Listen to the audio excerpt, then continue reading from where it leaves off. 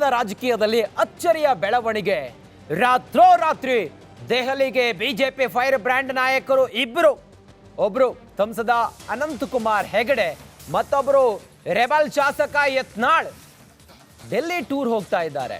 ಹುಬ್ಬಳ್ಳಿ ಏರ್ಪೋರ್ಟ್ನಿಂದ ಇಬ್ರು ಕೂಡ ಹೊರಟಿದ್ದಾರೆ ಉಭಯ ನಾಯಕರು. ನಿನ್ನೆ ರಾತ್ರಿ 8:30 ವಿಮಾನದಲ್ಲಿ 8:30 ಫ್ಲೈಟ್ನಲ್ಲಿ ಒಟ್ಟಿಗೆ ದೆಹಲಿಗೆ ಪ್ರಯಾಣವನ್ನು ಬೆಳೆಸಿದ್ದಾರೆ.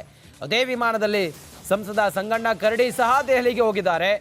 ರಾಜಕೀಯ ಅಖಾಡದಲ್ಲಿ ತೀವ್ರ ಚರ್ಚೆಗೆ ಕಾರಣ ಆಗಿದೆ ಡೆಲ್ಲಿ ಟೂರ್.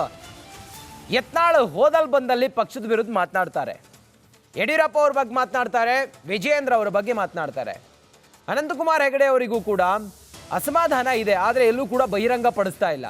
ಇವರಿಬ್ಬರು ರೆಬಲ್ ನಾಯಕರು, ಇವರಿಬ್ಬರು ಫೈರ್ ಬ್ರ್ಯಾಂಡ್ ಜೊತೆಯಾಗಿ ಹೋಗ್ತಾರೆ ಅಂತ ಹೇಳಿದರೆ ಏನೋ ಆಲೋಚನೆ ಮಾಡಬೇಕು, ಏನೋ ಒಂದು ಲೆಕ್ಕಾಚಾರ ಇರುತ್ತೆ ನೋಡಿ. ಹಾಗಾಗಿ ನಾವು ಹೇಳ್ತಾ ಇರೋದು, ಯತ್ನಾಳ್ ಮತ್ತು ಹೆಗಡೆ ಇಬ್ಬರು ಕೂಡ ಜೊತೆಯಾಗಿ ಒಂದೇ ಫ್ಲೈಟ್ನಲ್ಲಿ ಡೆಲ್ಲಿ ಟೂರ್ ಹೊರಟಿರೋದು ಭಾರಿ ಕುತೂಹಲ ಕೆರಳಿಸ್ತಾ ಇದೆ.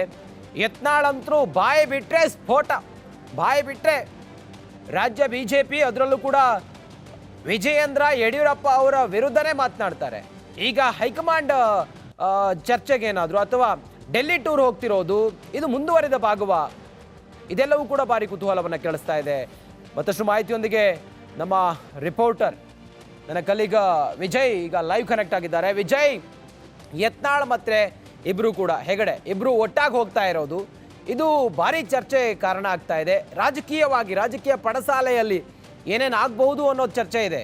ವಿಜಯ್, ರಂಜಿತ್, ಮುಂದಿನ ಲೋಕಸಭಾ ಚುನಾವಣೆ ಗಮನದಲ್ಲಿಟ್ಕೊಂಡಿರುವಂತಹ ಬಿಜೆಪಿ ಹೈಕಮಾಂಡ್ ಒಂದಷ್ಟು ಕಸರತ್ತುಗಳನ್ನು ಮಾಡ್ತಾ ಇರುವಂಥದ್ದು, ಪಕ್ಷದ ಒಳಗಡೆ ಇರುವಂತಹ ಅಸಮಾಧಾನವನ್ನು ಸಮಾಧಾನ ಮಾಡೋ ನಿಟ್ಟಿನಲ್ಲಿ ಬಿಜೆಪಿ ಹೈಕಮಾಂಡು ಮುಂದಾಗಿರುತ್ತದೆ. ಇದರ ಭಾಗವಾಗಿ ಬಸನಗೌಡ ಪಾಟೀಲ್ ಯತ್ನಾಳ್ ಅವರಿಗೆ ಹೈಕಮಾಂಡ್ ಕರ್ಸ್ಕೊಂಡಿರುತ್ತದೆ. ಯಾಕಂದರೆ ಪಕ್ಷದ ವಿರುದ್ಧವೂ ಕೂಡ ಅಸಮಾಧಾನ, ಅದರಲ್ಲೂ ಯಡಿಯೂರಪ್ಪ ವಿರುದ್ಧ ಅಸಮಾಧಾನದ ಹೇಳಿಕೆ ಕೊಡ್ತಾ ಇರುವಂಥ ಹಿನ್ನೆಲೆಯಲ್ಲಿ ಇದಕ್ಕೆ ಕಡಿವಾಣ ಹಾಕುವಂಥದ್ದು ಇದು ಬಹಳ ಪ್ರಮುಖವಾದಂಥ ವಿಚಾರ. ಈ ಹಿನ್ನೆಲೆಯಲ್ಲಿ ಏನೇನು ಅಸಮಾಧಾನ ಇದೆ, ಯಾವ ರೀತಿ ಇದಕ್ಕೆ ಕಡಿವಾಣ ಹಾಕಬೇಕು ನಿಟ್ಟಿನಲ್ಲಿ ಕೂಡ ಯತ್ನಾಳ್ ಕರ್ಸ್ಕೊಂಡು ಮಾತುಕತೆ ಮುಂದಾಗಿರುವುದು. ಅದರ ಜೊತೆಗೆ ಅನಂತಕುಮಾರ್ ಹೆಗಡೆ ಅವರನ್ನ ಕರ್ಸ್ಕೊಂಡಿರುವಂಥದ್ದು ಒಂದು ಏನು ಉತ್ತರ ಕನ್ನಡ ಈಗಾಗಲೇ ಕೂಡ ಲೋಕಸಭಾ ಕ್ಷೇತ್ರದಲ್ಲಿ ಅವರು ಅಭ್ಯರ್ಥಿಯಾಗಿ ಅಂದರೆ ಏನು MP ಆಗಿರುವಂಥದ್ದು.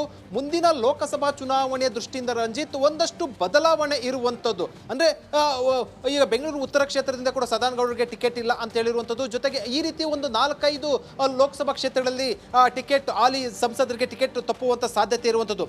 ಅದರ ಭಾಗವಾಗಿ ಏನು ಉತ್ತರ ಕನ್ನಡ ಕ್ಷೇತ್ರದಲ್ಲೂ ಕೂಡ ಇದೇ ರೀತಿ ಬರ್ತಾ ಇರುವಂಥದ್ದು.